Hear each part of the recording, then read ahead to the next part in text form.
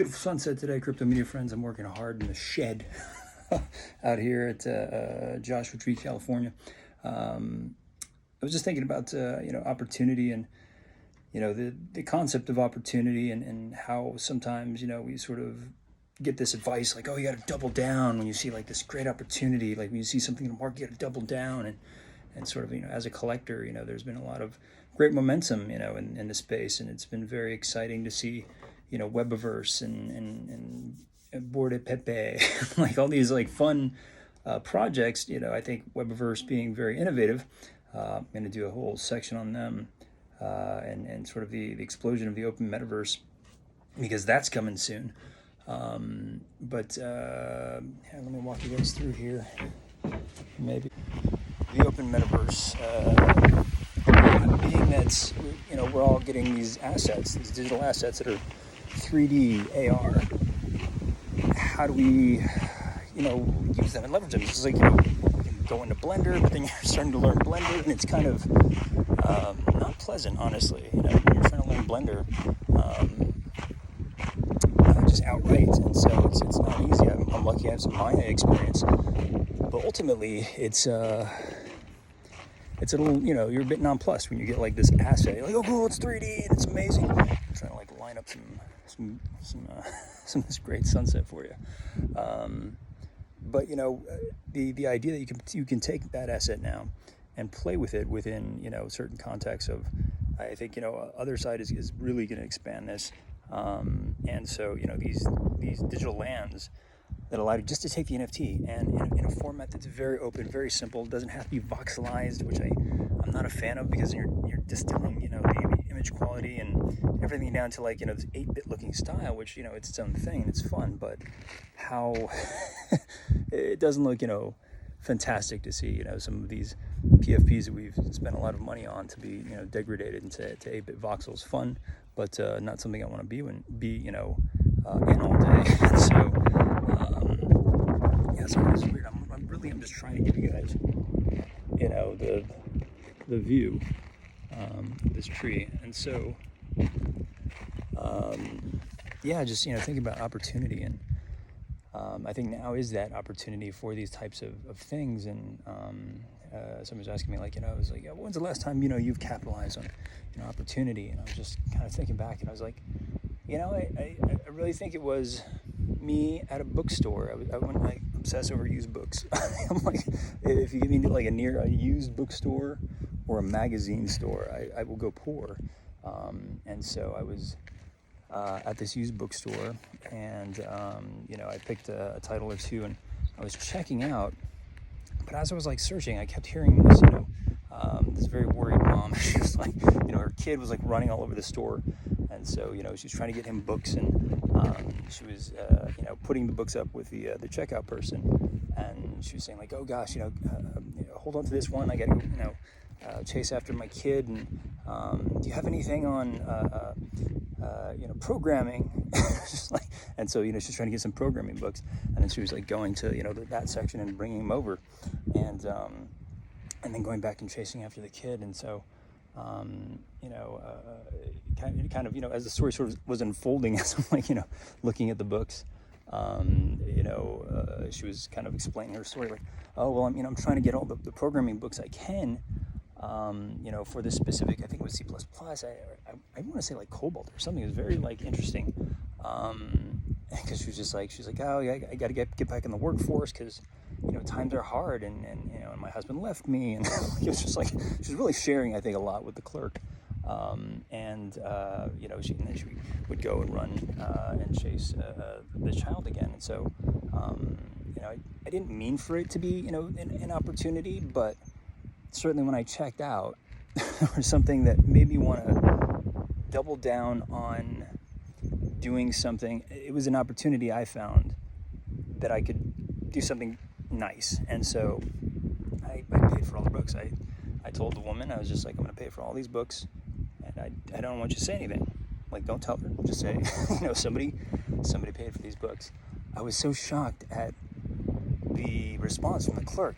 The clerk was like near tears. She started like welling up, and she's like, she's like, I wait months and you know, and years, and you know, finally I get a person like you who walks in, and you know, I think, you know, that's our own sort of quasi reward in a sense for that sort of thing. But I didn't want the positive feedback. I wasn't even looking for it.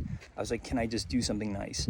I wasn't expecting the positive reward from the positive feeling and emotion from the clerk, but just an example of you know, opportunity and finding ways to double down on that. And so it's something that I think I'm going to use as sort of a guide for me in terms of, like, you know, opportunity doesn't always have to be about me and you know,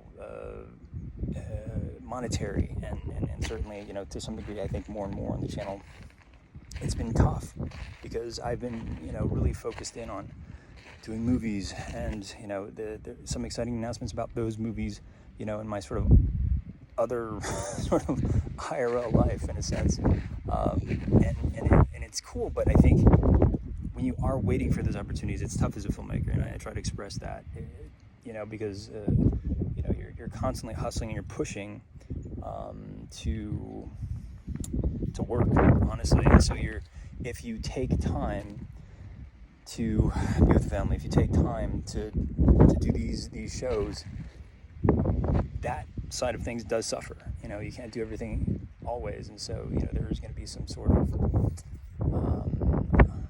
little less luster, if you will, to that thing that you do and you love. But you know, because you're passionate about these other things. I'm passionate about my family. I'm passionate about, you know, blockchain and its ability to, you know, affect everyone's life that it touches. And so this is what we cover on the channel. Like, subscribe to the notification. And so when you have this balance that you're doing, certain things are you know, going to suck. And so that's why, you know, this channel is very sort of gritty and sort of indie feeling. You know, I sort of just grab a camera and I'm like, I grab my phone and I'm like, okay, let's run around and talk about things. And when I do, you know, interviews, it's just like, hey, let's just, you know, get on the phone and talk about things. And I try and relay some of, you know, the alpha that, or the things that I have conversations about with founders that become alpha here on the channel. And, you know, it's that opportunity that I'm hoping to give, you know, again, here on the channel. But it's getting tougher and tougher. That's what I'm trying to get at. It's really, really challenging, and it's something that, you know, I think I just need to express, because as I do more content, because I feel like it's in me and I just want to talk about it, it has a adverse effect on my life, and that adverse effect affects my ability to make money as a filmmaker, time with my kids. And so that's tough. That's a real tough pill to swallow. I try and do these things, you know, just in moments where, you know, my priority is absolutely my kids. And so I try to do these things, as you see, late at night, or, you know, I've just sent my kids down the road. So I have this ability to, like, okay, I can get away for a bit and chat. And so, you know, just having this ability, sharing the sunset with you guys, you know, is a joy for me. But you know, that comes at an opportunity cost, right? We all learned about that in economics, and certainly the opportunity cost for me to actually wash my face, because I'm just, like, so dirty from working. When you have, like, land, it's hard. You have to work on it and you sweat. It's pretty gross, but it's very rewarding in a sense. And so the opportunity cost, you know, the feelings that we get after things, these ideas of wanting to do nice things for people, me trying to do, you know, and bring all this knowledge that I have to you guys, has an opportunity cost. I get all sweaty and schwitzy. So yeah, it's just really just tough for me, and I'm trying to get that across, that you know, it's not easy trying to do something like this. And so that's why I always respect a lot of YouTubers who are really, you know, who have that life, who are, you know, doing things beyond just you know, social media. And so yeah, so I'm hoping that, you know, like the projects and the NFTs that I talk about, that I'm able to find the right partners. And so I was actually really surprised that group reached out to me, and they wanted to watch the videos, and they were like, they reached out, they're just like, dude, why don't you have like 100,000 followers? Like, this is like really the best information on, not just on the web, but available in the space. I think because of maybe, my background, in entertainment, as well as, where my passions lie about like empowering, creators, in a real intangible way. And, and that includes entrepreneurs and collectors. And so, when we look at projects, we're looking at the innovation that they're doing as, utility and all these sort of, great buzzwords, but they're things that you're going to feel comfortable with having in your portfolio, learning from, hopefully. And so, why don't you have 100,000 followers? I don't know. I think it's my beard. I don't know. Maybe it's my crazy hair. I feel like I look. Somebody mentioned, so you get these weird comments, right? In the thing, somebody mentioned, I look like some sort of mixture between a Ty Lopez and like Farouk or something like that. And so, and I think that those, I'm lucky I don't get as many of those comments, because, I think that this group is pretty, the followers here that we have are very special to me. And I'm looking for ways to reward this group before, as I'm going to announce soon, this thing starts growing in a very interesting, unique way. And so, being approached by, a series of people who are interested in expanding the show has been interesting. And so, as I'm doing that, I really wanted to, think about and be conscious of well, if I just, go with some traditional sort of Web2 accelerator sort of thing, what is it that I'm doing and communicating to my audience? And so,